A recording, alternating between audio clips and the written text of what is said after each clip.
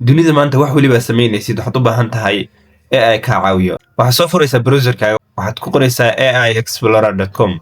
kadib waxaa kusoo furmaayo website-ka hadda kuu muuqdo. Website-ka hadda kuu muuqdo ayaa kusoo furmaayo kadib gudaha haddii aynu u galno waxaad arkaysaa website-kani inaad ka heli kartid AI walba oo aad u baahan tahay aad isticmaali lahayd.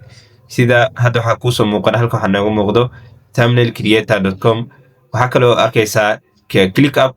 waxaa kaloo halkan kaaga muuqdo Windows Share. Wow, website-kan caadi maahan. waxaad arkaysaa Photoshop.ai.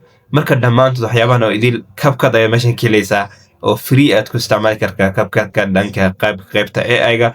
CapCut-kan wuxuu leeyahay qayb AI ah sida aan wada ognahay. Calaamadda free AI haddaan klik siino aan gudaha u galno waxaan awood u leenahay haddaynu halkaas ku qorno AI walba u baahannahay oo haddaan dhahno image to video. meesha haddaynu ku qorno image to video waxaa kusoo baxayo VO3.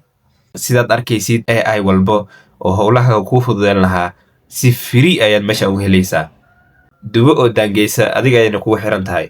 adigoo wax waliba hortaada ay yaalaan haddii aadan isticmaali karin aadna ka faa'iidaysan karin marka eedda adiga ay ku saaran tahay. waxaan rajeynaa muuqaalka xun inaad ka faa'iido. ha ilaawin inaad follow soo dhahdo si mar waliba muuqaaladan soo geliyo ay kuu soo gaaraan.